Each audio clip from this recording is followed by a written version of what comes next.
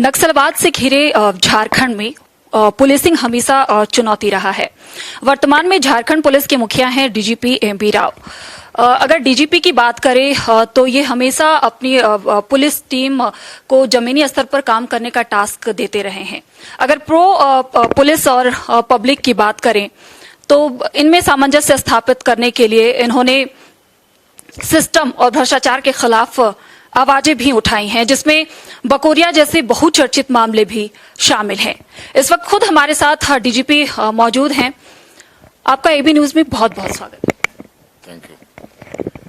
आपने मार्च महीने में डीजीपी के पद पर योगदान दिया। उसके ठीक बाद कोरोना जैसी महामारी ने दस्तक दे दी। कोरोना के बाद जो पुलिसिंग है उसमें किस तरह का बदलाव आप देखते हैं?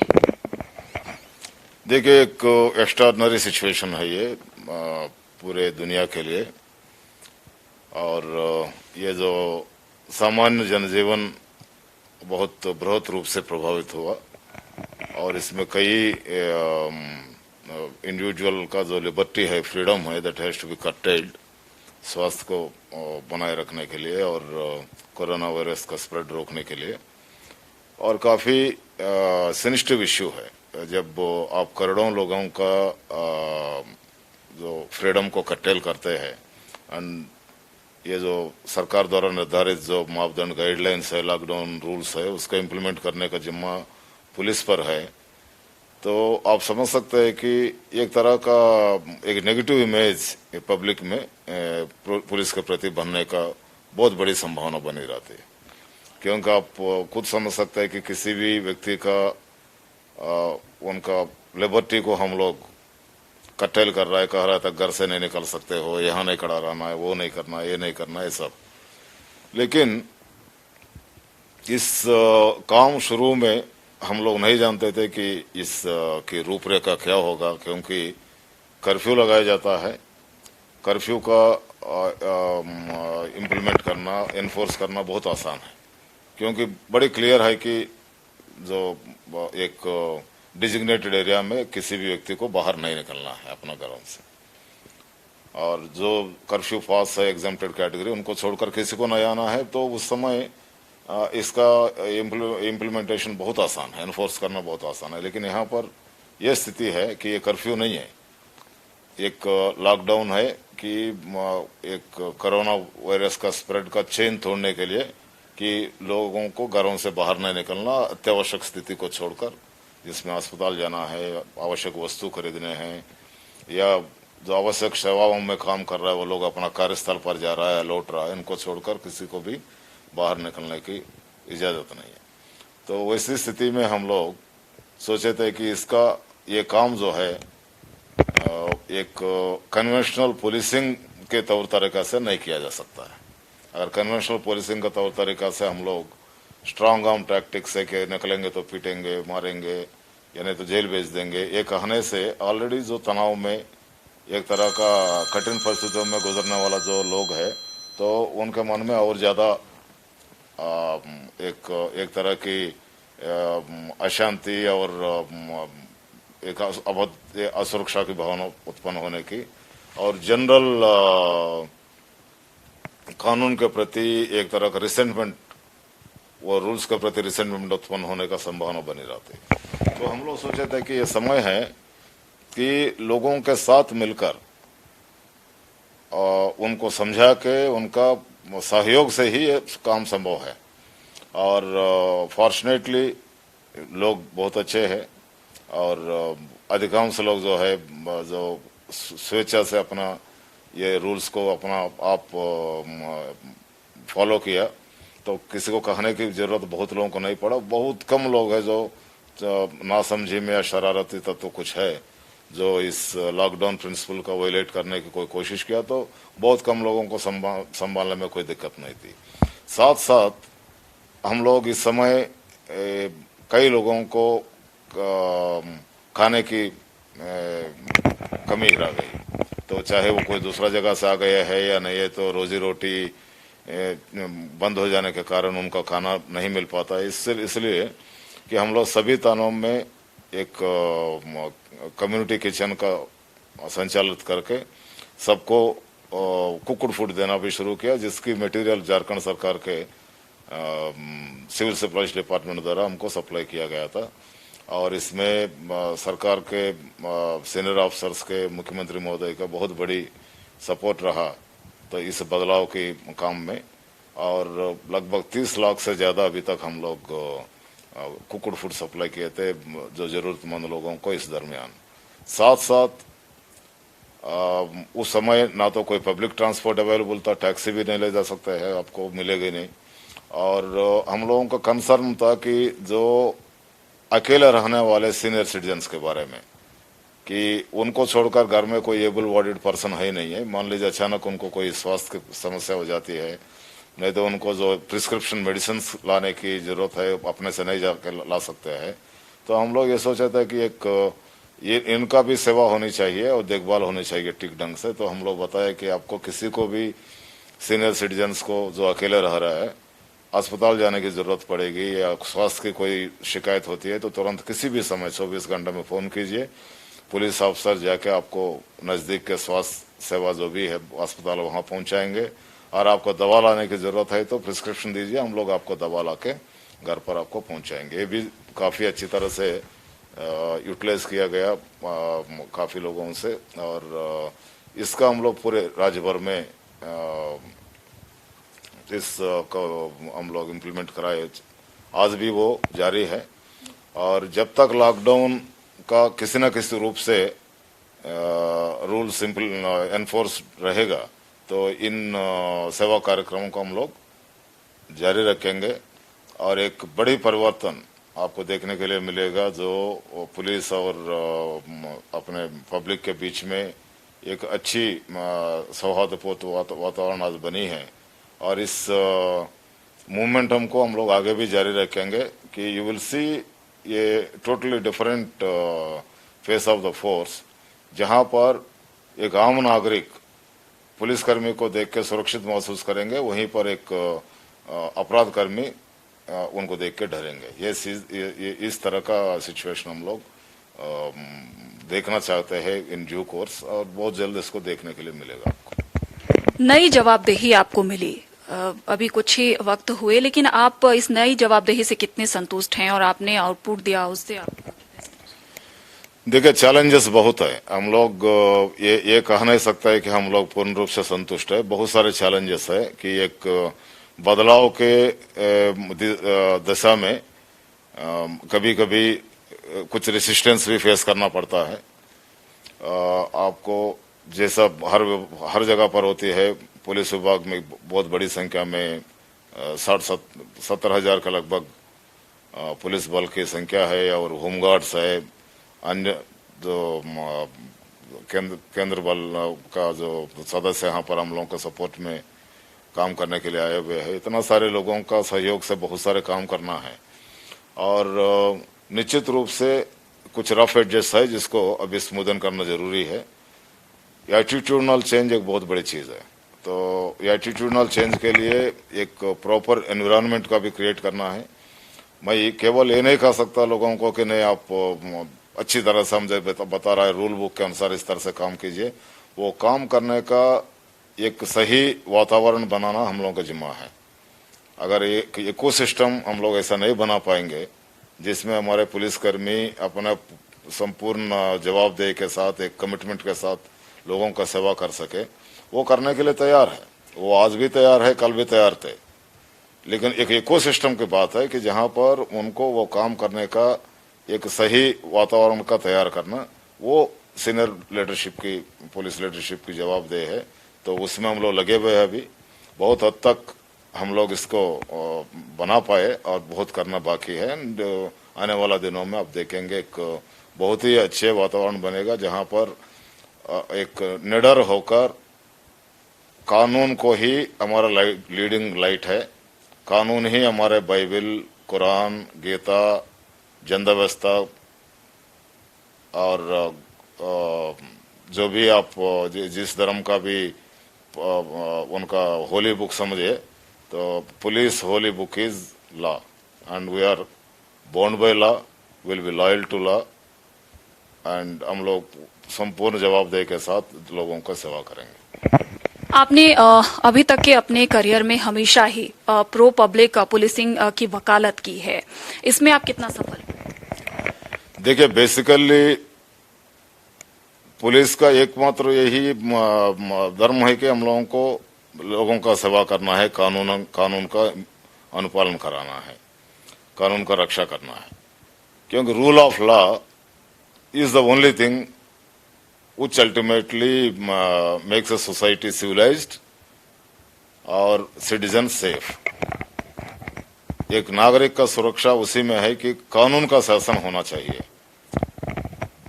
और कानून का शासन तभी बनेगा जब वो कानून का रक्षा करने वाले लोग बिल्कुल निष्पक्ष ढंग से केवल कानून का रक्षा करेंगे, निडर होकर। इसमें हम लोगों को कुछ और चीज नहीं देखना है, जाति, धर्म, भाषा, प्रांत कुछ नहीं देखना है।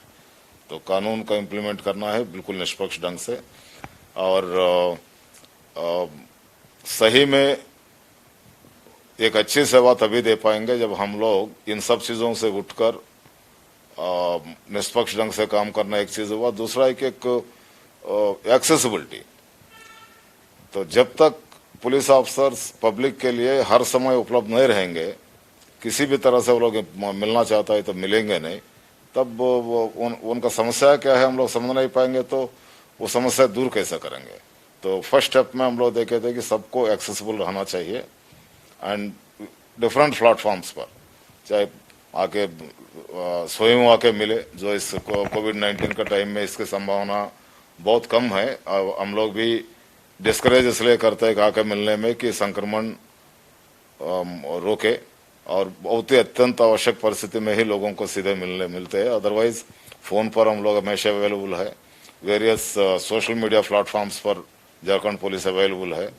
तो किसी भी रूप से हम लोगों को सूचना मिलेगा, उस पर हम लोग इमीडिएटली कार्रवाई कर रहा है। इसके अलावा एक हम लोग का अनुभव यह रहा कि जब लोगों को विश्वास हो जाता है कि ये लोग काम करेंगे हमारा दिया हुआ सूचना पर, और गुप्त रूप से मिला हुआ सूचना को पर कार्रवाई करेंगे, लेकिन सूचना दाता का नाम ये लोग सार्वजनिक नहीं करेंगे, इसलिए हम लोगों का सुरक्षा की कोई खतरा नहीं है। तब और बहुत सारे सूचनाएं आएगा जो अपराध कर्मियों के बारे में, संभावित अपराध के बारे में, बड़े बड़े घटनाएं को भी टाला जा सकता है। तो ये हम लोग बताए थे कि जो जहां भी पुलिस कर्मियों के विरुद्ध जो भी शिकायत मिलेगा उसको हम काफी गंभीरता से लेते हुए विद इन 7 डेज उसके निपटारा हम लोग कर देते हैं। उसका लंबी समय तक रखना, इसमें 2 फायदा है। नंबर 1, लोगों को ये विश्वास हो कि जो हम लोग जो काम कर रहा है सही कर रहा है। दूसरा, अपने पुलिस बल में मेरे सहकर्मी जो है उनको ये चीजों को समझना पड़ेगा कि अगर हम गलती करेंगे तो निश्चित रूप से उसकी सजा होगी, और जानबूझकर गलती करने से, अनजाने में there are judgement error of judgement, यार कोई ऑपरेशनल वैसे एक्सीजेंसी में कुछ गलती हो गई, तो उन चीजों का तो कोई बहुत बड़ी क्राइम नहीं मानते हैं। लेकिन जानबूझकर जहां पर कोई गैर कानूनी काम में या नहीं तो कोई अनैतिक कार्य में लिप्त रहता है, तो उसमें हम लोग काफी कठोरता से पेश आएंगे। आप लोग देखे भी होंगे पिछले कुछ दिनों से कि हम लोग इस पर कभी विश्वास नहीं करते कोई चीज को ढकना। अगर हम लोगों से गलती हुई तो गलती का इमीडिएटली हम लोग उसका करेक्टिव एक्शन लेंगे। अगर इसमें किसी का भी जानबूझकर किया हुआ कोई गलती है तो उनके विरुद्ध कार्रवाई होगी। अगर अनजाने में हुआ तो हम लोग इसको समझा देंगे कि इस तरह का काम दोबारा ना हो। झारखंड में फिर से एक बार नक्सली पांव पसार रहे हैं, जबकि रघुवर दास की सरकार में बैकफुट पर थे। अब इस पर मैं नहीं समझता हूं कि फिर से नक्सलिज्म काफी हद तक कंट्रोल हुआ था, और ये प्रयास लगातार जारी था, पहले भी अभी भी जारी है। अब पिछले 2-2.5 महीने का समय में कंप्लीट लॉकडाउन का समय, टोटल राज्य का पुलिस बल एक ही काम में लगे रहे कि ये जो कोरोना वायरस का संक्रमण रोकने के लिए जो सरकार की कदम है उसका इम्प्लीमेंट कराने में ज्यादा समय हम लोगों को लगा। अभी धीरे धीरे इकोनॉमिक एक्टिविटी वगैरह शुरू हुई तो फिर वो लोग भी ये लेवी वसूलने का या नहीं तो जो डरा धमका के पैसा वसूलने वाला जो कार्रवाई एक दो जगह पर शुरू किया है और उनका इसका रोकथाम के लिए बहुत बड़े पैमाने पर अभी कार्रवाई जारी है। और संभवतः आपका मीडिया में भी बहुत बार आके देखे होंगे कि पिछले 2 महीने में कई ऐसा नक्सलियों के खिलाफ पुलिस कार्रवाई में बहुत बड़े बड़े कार्यकर्ता नक्सली कार्यकर्ता पकड़ा गए, कुछ लोग को मारा भी गए एक्सचेंज ऑफ फायर में। कुछ दिन पहले ही लगभग 60-70 से ज्यादा संख्या में लैंडमाइंस हम लोग ये लोग पुलिस बल को नुकसान पहुंचाने के लिए लगाया हुआ था, सब ने निकाले। तो ये कार्रवाई लगातार जारी है। इसको हम लोग किसी खास सरकार से जोड़ के नहीं देखते, कभी भी लगातार चलने वाला प्रक्रिया है। और नक्सली किसी भी समय वो इसका विकास विरोधी ही रहा है और जहां वो लोग सक्रिय है वहां विकास नहीं होने दिया और उनको किसी भी हालत में नजरअंदाज करने की कोई सवाल नहीं है। और बहुत बड़े पैमाने पर कार्रवाई अभी जारी है और ये कार्रवाई जारी रहेगा जब तक इस समस्या का संपूर्ण समाधान नहीं हो जाता। अगर हम झारखंड पुलिस की बात करें तो अपग्रेड नहीं है, अपडेट नहीं है, संसाधनों की कमी है। ऐसे में झारखंड की जो बदलता वक्त है इसमें अपराध की नई चुनौतियां सामने आएंगी, उससे कैसे निपटेंगे? देखिए, इस बात से हम सहमत नहीं है। झारखंड पुलिस आज का दिन काफी वेल ट्रेन्ड है एंड वेल मोटिवेटेड है और संसाधनों में भी उतना खराब नहीं है। जो अब से 20 साल पहले जब राज्य बना तो उसकी तुलना में आज पुलिस कर्मियों की संख्या, हमारे पास जो अस्त्र शस्त्र है, अदर सिक्योरिटी इक्विपमेंट है, व्हीकल्स है, ट्रेनिंग फैसिलिटीज है और पुलिस का अपना कैपेबिलिटीज है और सबसे इम्पोर्टेंट मोरल, जो कार्यक्षमता और काम करने के लिए समाज के प्रति प्रतिबद्धता, ये बहुत ऊंचे है अभी और हम लोग किसी भी चैलेंज को निपटने के लिए सक्षम हैं। साइबर क्राइम भी एक बड़ी चुनौती है, इससे पुलिस कैसे निपटेगी? देखिए, साइबर क्राइम एक ऐसा क्राइम है कि अनफॉर्चुनेटली इसमें भुक्तभोगी का बिना सहभागिता साइबर क्राइम हो नहीं सकता है। बड़ा दुख की बात है कि जब खास करके जहां पर बैंक फ्रॉड्स, एटीएम फ्रॉड और जो अपना अकाउंट से पैसा निकल जाना, ये सब में जब तक भुक्तभोगी का कहीं ना कहीं वो साइबर क्रिमिनल से इंटरफेस नहीं है, हो नहीं सकता। इसमें कितने लोग आप हर सप्ताह देखते होंगे कि 1 दर्जन, 2 दर्जन, 3 दर्जन लोग पकड़ा जाना, इतना सारे सिम कार्ड, बहुत सारे पैसा रिकवर होना। लेकिन नया नया तरीका से लोग आते ही रहता है। जब तक हम लोग का मानना यह है कि जब तक कोई ठगने के लिए आदमी तैयार है और ठगने वाला दूसरा ठग आते ही रहेगा। एक तरफ हम लोग अवेयरनेस ड्राइव भी चला रहा है कि आप साइबर क्राइम का शिकार नहीं बनना है तो ये काम नहीं करना है। Don't engage with the cyber criminals. कोई भी प्लेटफॉर्म में आपका किसी भी अकाउंट्स का हो, अपने पर्सनल आइडेंटिफिकेशन डिटेल्स किसी से भी शेयर नहीं करना है।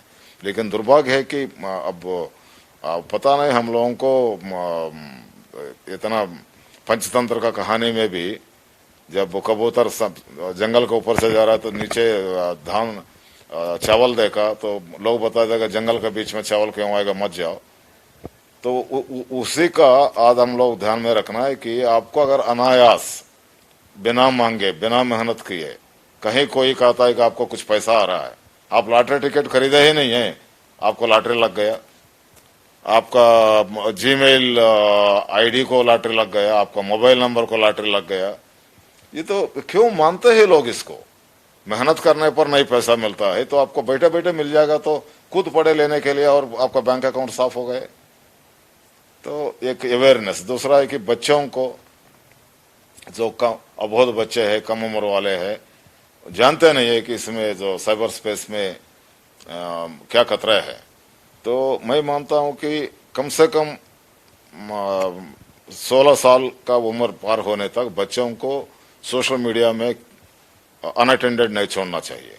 अभी हाल के दिनों में अनफॉर्चुनेटली एक परिवार का बहुत सारे पैसा साइबर क्रिमिनल्स ले लिया, क्योंकि ये बच्चा इंस्टाग्राम में कुछ कर रहे थे और इनको साइबर बुलिंग करके कहा कि तो अकाउंट का नंबर दो, नहीं तो तुम्हारा एक ऑब्जेक्शनेबल फोटो के साथ तुम्हारा टैग कर देंगे, ये करेंगे वो करेंगे करके वो बच्चा घबरा गया था। साइबर बुलिंग में सब सारे अपना पिताजी का बैंक अकाउंट का नंबर्स वगैरह, बैंक पासबुक का पेज वगैरह सब लगा दिया, सब पैसा साफ हो गया।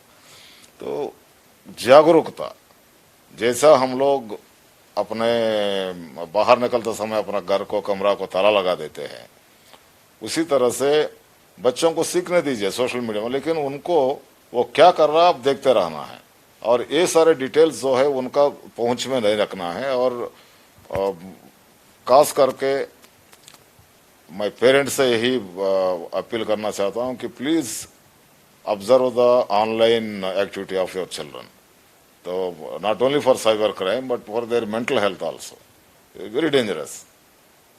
और ये अपना आप में एक बड़ी सब्जेक्ट है आज का दिन कि बच्चों को एक ये साइबर स्पेस में होने वाले खतरों से कैसा बचाना है। तो ये कोरोना वायरस के ये जो क्राइसिस समाप्त होने के बाद हम लोगों का एक योजना भी है कि हम लोग स्कूल से लेकर यूनिवर्सिटी तक एंड वेरियस प्रोफेशनल बॉडीज में एनजीओस के माध्यम से बहुत बड़े पैमाने पर एक सोशल मीडिया अवेयरनेस और सोशल मीडिया से उत्पन्न होने वाले जो खतरे हैं उससे कैसा निपटना है, इस पर हम लोग अवेयरनेस कैंपेन चलाएंगे और उसमें हम लोग सबके सहभागिता का उम्मीद रखते हैं। और उस मनी जैसा पैसा का मात्रा बढ़ गया तो उसमें आजकल बड़े पर भी वो लोग कैडर को लाने लगा, देर पेड कैडर्स मोस्टली। तो अभी आई डोंट थिंक आइडियोलॉजी से बंधे हुए कोई कैडर्स वहां पर है। और eight the same time state का भी अपना कैपेबिलिटीज बढ़ा है, हम लोगों का भी अपना कैपेसिटी बिल्डिंग हुआ पुलिस फोर्सेस का, और बड़े पैमाने पर ट्रेनिंग और नया टैक्टिक्स। सो इनफैक्ट जो स्थिति उधर जो बदलाव आया उससे कई गुना बदलाव हम लोगों में भी आया है। आज उस समय का तुलना में समस्या बड़ी है डेफिनेटली, लेकिन at the same time police का कैपेबिलिटीज भी कई गुना बढ़ा है। So we are more than a match to them in every respect. अगर हम आपके करियर की बात करें, लंबा करियर रहा, तो आप अपनी सबसे बड़ी कामयाबी क्या मानते हैं, या फिर कोई ऐसा पल या ऐसी घटना जिसके ना होने का भी मलाल रहा?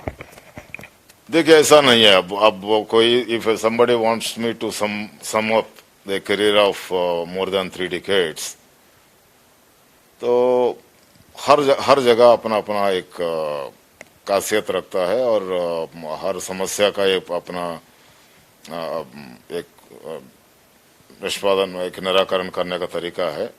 But we have a very vast variety of experiences starting from Jahanabad, जहाँ पर नरसंहार लगभग हर सप्ताह में एक होता था जब हम लोग ट्रेनिंग में आए, वहाँ से लेकर हम लोग वो बेतिया का किडनैपर गैंग्स हो या Maoist armored cadres, then private armies like Ranveer Sena, then urban hooliganism, student unrest, caste rights, communal rights, Bhagalpur का हो या सीतामढ़ी का हो, then anti-corruption organizations. तो हम लोग लगभग we touched upon including central paramilitary forces. I am fortunate enough to have worked in most of these scenarios. ये common thread ये है कि in all these activities the first and foremost concern was to give our best to the organization in the interest of the law and in the interest of the public. Everybody has to have some guiding light so that you don't stray away in life. Or there were difficult situations, There were hopeless situations, there were frustrations, and several times we also went almost tipping point, और कुछ आगे जाते तो clip से गिर जाते, वहां तक गए. But what held us firmly rooted to the ground is one belief that we must do our best and pay back to the society for which we are educated, and for the position that you are enjoying is not a power, it is a responsibility. I never took personally any posting as a matter of prestige or something like. We never interpret these positions of power, and it is a responsibility. And the bigger responsibility, the more responsible you should be in the way you conduct yourself, in the way you interact with the people, and the way you discharge your duties. तो अभी हमको ज़्यादा responsibility है तो हमको और ज़्यादा careful रहना पड़ेगा. जब थोड़ा कम रेस्पॉन्सिबिलिटी है तो you have time fun and frolic, कुछ भी बोल दिया तो चल जाता है. लेकिन यहाँ पर एक एक शब्द सोच समझ के कहना है कि क्योंकि we have to discharge a particular responsibility. और I have been singularly fortunate, very thankful to the god, and it has only strengthened my belief in the God that अगर हम लोग अपना सही रास्ता पर चलेंगे तो भगवान हमेशा उनका आशीर्वाद मिलेगा और हम लोग और मजबूत होंगे. पिछले महीने जो परिस्थिति उत्पन्न हुई थी, अगर उसकी बात करें कि डीजीपी एमबी राव के रहते झारखंड पुलिस क्या हिंदपीढ़ी को टेकल नहीं कर पाई जो सीआरपीएफ को उतारना पड़ा? अब देखिए, इसको हम लोग बात नहीं करना ही अच्छा है, क्योंकि we should not use a particular section of people or a particular area as whipping boys. बहुत unfortunate है. At a time where the entire people have to unite to fight against the COVID-19, this type of divisive talk itself is very hurtful, painful. नहीं करना चाहिए. There is nothing like not able to control or anything. लगातार Jharkhand police के जवान एक ही जगह पर दिन रात काम करते करते काफी लंबी समय तक रहने में हम लोगों को रिप्लेसमेंट की जरूरत थी. और ज्यादा संक्रमण जहां है वहां पर जो लंबी दिनों तक ड्यूटी में रहा, उनको हम लोग कुछ दिन के लिए पुल बैक करके उनको क्वारंटाइन में रखना चाह रहे थे कि कहीं कोई संक्रमण हुआ तो और फोर्सेस को नहीं स्प्रेड करे. That was the reason, and we always use reserve forces wherever there is requirement. Not only in NPD, we have used the CRPF entire city, Ranchi city, because that was a time when the lockdown principles have to be implemented more strictly to stop the infection spread. तो इसको और कोई दूसरा उद्देश्य नहीं देखना है. And आज भी मैं सबसे यही अपील करता हूँ, have sense. Diseases, infections of this nature, how they don't distinguish between castes, communities, creeds, language. They spread all over the world. Why are you talking about a small area? This all over the world. किसी को छोड़े हैं? The skin color, caste, race, geographical location, language, religion. What? This corona knows nothing. And if anybody wants to distinguish it with some particular race or community or caste, I think they are widely off the mark, and there is a necessity to rethink the whole thing. और भगवान के लिए कम से कम ये समय एकजुट होकर लड़ने का है, डिवाइड करने का नहीं है. एक अहम सवाल, क्या आप मानते हैं कि झारखंड में जो नक्सल समस्या है वो पुलिसिंग के सहारे ही खत्म हो सकती है या फिर सामाजिक और आर्थिक पहलू पर भी विचार करना चाहिए? देखिए, ये तो बहुत बड़े बड़े विद्वान लोग, बहुत सारे सरकारें इस संबंध में काफी कुछ चर्चा कर चुके हैं. इतना छोटी हम लोगों का एक नौकरी है, हम लोग उस नौकरी को ईमानदारी से निभाएंगे. और इस टाइप का थियरिटिकल और हाइपोथेटिकल इश्यूज पर हम लोग नहीं जाएंगे. But one thing is certain, Naxalism is one problem which has to be tackled in a multifaceted form, multi-pronged approach. एक उनका एक विचारधारा है कि बलपूर्वक बंदूक के बल पर हम लोग सत्ता हत्या लेंगे और शासन करेंगे, उससे कोई भी सिविलाइज्ड सोसाइटी एक्सेप्ट नहीं कर सकता है. अगर आप कल बंदूक के बल पर सत्ता हत्या लेंगे, दूसरा कोई आके आपसे भी सत्ता हत्या लेंगे, तो कोई एंडलेस हो जाएगा. Democratically elected governments have the legitimacy to govern. और जो कानून बनी है, कोई भी हथियार लेके घूम कर किसी को डरा धमका नहीं सकता है और अपना शासन जबरदस्ती अपना शासन नहीं चला सकता है. इस पर कार्रवाई होगी. That is one part of it where this is the police action. दूसरा है कि इन लोगों को इस विचारधारा को बल कहाँ से मिल रहा है, तो अगर आपको एक तरफ से देखेंगे तो वो जो उपेक्षित लोग हैं, जिन तक सरकार की सेवाएं पहुंच नहीं पाए ठीक से विगत वर्षों में, लास्ट 30-40 ईयर्स का ये हिस्ट्री रहा मोस्टली 1969 से लेकर अभी तक. तो हम लोग अपना मैं अपना होम स्टेट में भी देखा था कि जो इनिशियल जो फुट सोल्जर्स उनको मिला वहीं से कि जिनका जो उपेक्षित है, तो वहाँ एक सामाजिक और आर्थिक और पॉलिटिकल प्रोसेस भी चलनी चाहिए कि उन लोगों को वो रुझान उस तरफ नहीं जाए. वो तभी हो सकता है जब उनको भी कोई फायदा हो इस समाज से, इस व्यवस्था से. कोई किसी को भी अगर अच्छी काम मिलेगा और सही तरह से जीने का रास्ता मिलेगा, मैं नहीं समझता हूँ कि कोई गुंडागर्दी करने के लिए निकलेगा कोई, खास करके इस टाइप का जो नक्सलिज्म है. तो वो एक अलग रास्ता है, उसमें बहुत ज्यादा चर्चा हमको नहीं करना है. I confine myself to doing hardcore policing. हथियार चमका के अराजकता फैलाएंगे तो हम आपको डील करना अच्छी तरह से झारखंड पुलिस जानता है. One we will do our job. सरकार ने जो नक्सल सरेंडर पॉलिसी बनाई है, वो कितना कारगर साबित हुआ या फिर उसमें कुछ बदलाव की जरूरत है? इस पर अभी बहुत मंथन चल रहा है, इसमें हम लोग कुछ बोलेंगे नहीं. तो एक्चुअली इनफैक्ट पॉलिसी का कमियों से ज्यादा उसका इम्प्लीमेंटेशन में गड़बड़ी थी, तो इसलिए बहुत अपेक्षित फायदा उससे नहीं हो पाया अभी तक. लेकिन अभी जो स्टेप्स लिया जा रहा है, हमको विश्वास है कि अभी आगे काफी कारगर साबित होगा. एक आखिरी सवाल, और ये सवाल लाजमी भी है कि पुलिस पर सत्ता का कितना दबाव रहता है? क्या पुलिस स्वतंत्र होकर कितना काम कर पाती है? ये मेरा 33वां वर्ष का सेवा में, और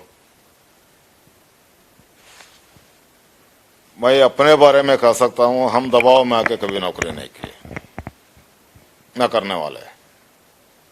और ये मेरा सौभाग्य रहा कि मैं जहां जहां काम किया था अभी तक बिना कोई दबाव का ही काम करने का मौका मिला.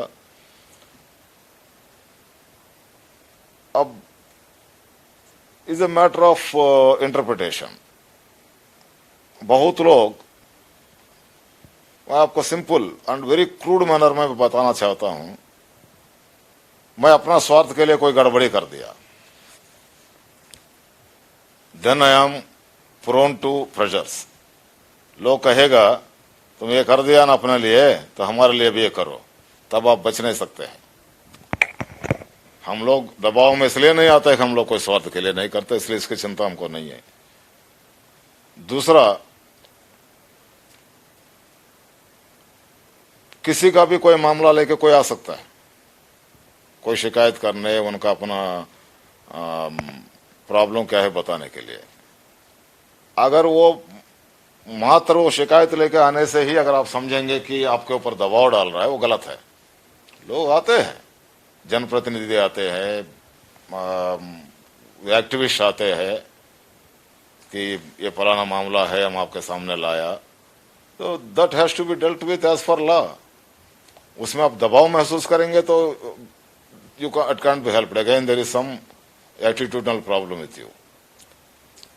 पॉलिटिकल प्रेशर्स का जहां बात होती है, there may be situations where there may be some expectations from political establishment कि ये काम ऐसा हो या ऐसा ना हो। But if you stand your ground firmly based on law and rules, तो मैं आज तक ऐसी स्थिति नहीं देखा कि well they bulldozed you to do certain things unless you yourself offer कि मैं ये कर दूंगा। और वो करने वाला अगर कोई है तो वो क्यों कर रहा है वो अपना जाने, उसके बाद हाय तौबा मचाने से कोई फायदा नहीं है।